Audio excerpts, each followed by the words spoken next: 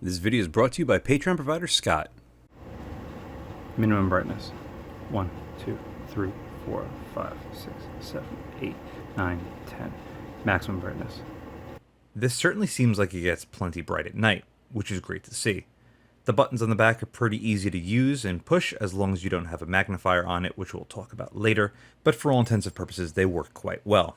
This being a Gen 1, not a Gen 2, this does not have a night vision mode, Pew, pew. as opposed to Gen 2, which does. Body size and shape are the same, as well as most other features. I think the only thing that's different is the fact that the Gen 2 does have night vision. Pew, pew. There are the pew pews for everyone that complained about my last few videos. The only reason why I don't have pew pews in any of the other videos is simply because I don't have targets that I feel would necessitate the sound effects. However, I do believe that's going to change quite soon, so stay tuned for that. From inside the depths of the laundry room, we step outside to the 50-yard line.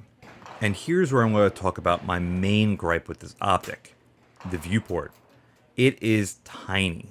It is the smallest by far of all the red dots I've ever reviewed. Couple that with a massive body and an emitter that you could see at 4 o'clock, it is a huge disappointment when you get behind this thing. Happily, however, if you use this with a magnifier, the magnifier, or at least in this case, the Micro 3X from Vortex, will get rid of all of those inherent flaws. Another party trick of this combination is that if the red dot and the magnifier aren't on the same plane as far as looking through it, like you'll see here, once you activate the magnifier, it basically gets rid of all of those issues. I'd probably say that's a win for the magnifier more than the red dot, but still, it's nice to see. And again, you can see that dot is a little bit more of an amoeba shape than anything. No inexpensive red dot would be complete without some sort of distortion. Happily, however, there isn't much of it. There is also a minor amount of tint to the glass. Happily, again, it's not as obtrusive as it is in other red dots. Now, the distortion that you do see is not due to magnification. I think it's just due to a little bit of parallax from the different panes of glass being lined up in front of the other. Overall, it's a fairly good performance as this little red dot. Also take note that the illumination on this thing works pretty good in this environment. It's the middle of the day during the middle of the summer, so basically as bright as you're going to get. Couple that with the fact that it's very difficult to get good video of a red dot in bright environments, and I'd say overall it performs fairly well. Stepping back inside to a dark environment, and we're going to start taking note of all the imperfections of this optic, primarily being just how small the viewport is compared to just how large the body is. And I really can't stress that enough. Despite the fact that you should be using an optic with both eyes open, it still plays a big role on having a very thin border around it. That's primarily one of the reasons why I love EOTechs and HoloSuns. It really changes your perspective on things and it makes it a lot easier to use. Also keep in mind Pew, that if you're using a red dot like this with a magnifier, pew.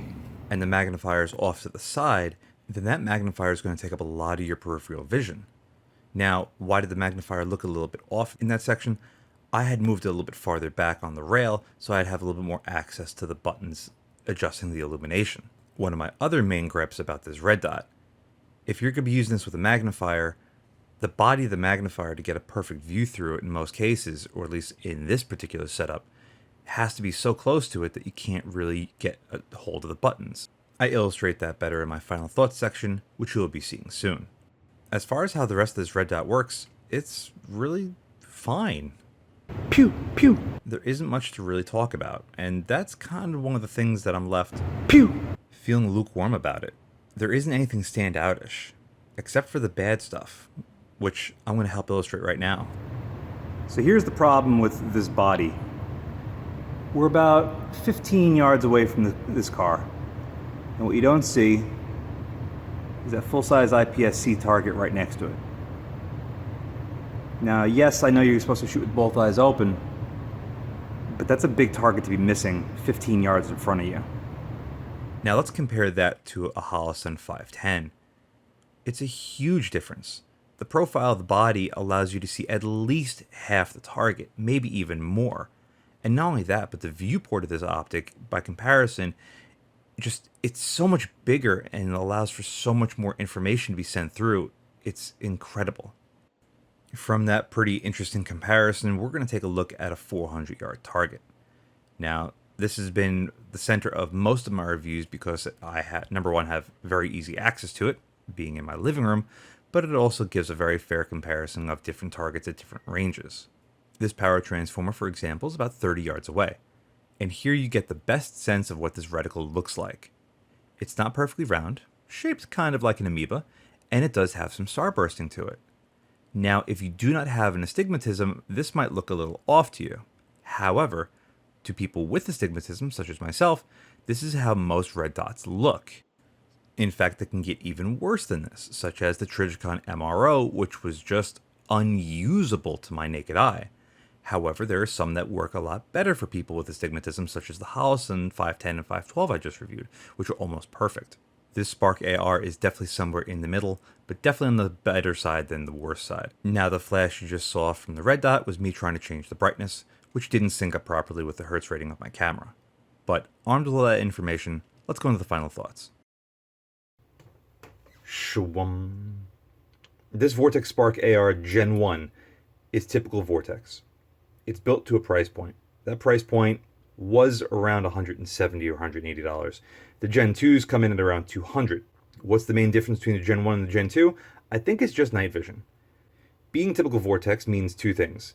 It's well built and it works well. Now granted, this is built to a price point, so that sub $200 category only means that you get so much. However, for it, you get an optic that works quite well. My only real complaints about it are, well, two things. One, the buttons are on the back, which with a magnifier on it is quite difficult to use. And two, the body of this thing is just really big compared to the viewport. Now, yes, you could take off this rubber cover, but honestly, you wouldn't be saving that much. The viewport would still be rather small. You could see the emitter over there in the bottom right-hand corner around 4 o'clock, and you can see just how small it is to look through this. Granted, you should be using both eyes open when you're shooting a red dot or iron sights, or for that matter, mostly every optic, but it's still a bit of an annoyance, as you saw earlier in the video. For the glass itself, there's a slight tint to it, but nothing crazy, and the dot is, well, mostly a dot. Under magnification, you can see that it's more or less a slight oblong, amoeba sort of shape. However, it's more than usable. Those are my only real complaints about it. It gets plenty bright enough. This thing works fairly well, and it's in a pretty nice sized package. However, if I had to compare this to anything directly, it would be a Sig Romeo 5. And I really like the Sig Romeo 5. It comes in a much nicer package, the buttons are more easily accessible, and it works fairly the same, except you have a much bigger viewport through the middle, and you don't have such a big profile on the outside of this thing. Weight-wise, though, this doesn't feel too heavy, despite the fact that it runs a AAA battery. Fully loaded with the spacers, 8.7 ounces.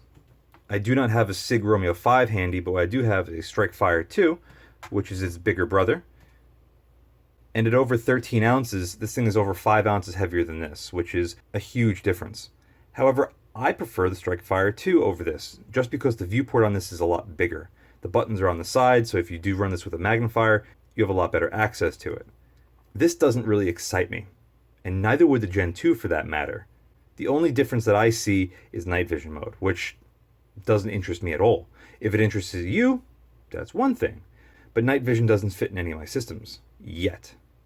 But even then, I don't think I would purchase something like this to go along with night vision, again because of how small that viewport is on this thing. It makes it that much more difficult to get behind. And with that, this does not spark joy. Huge thank you to Patreon provider Scott for sending this in for review, along with a mountain of other things, which we'll get to in time, I promise. So Scott, thank you very much for this, and thank you all very much for watching. See you again next time. And a huge thank you to all of my Patreon supporters. Without you, this wouldn't be possible.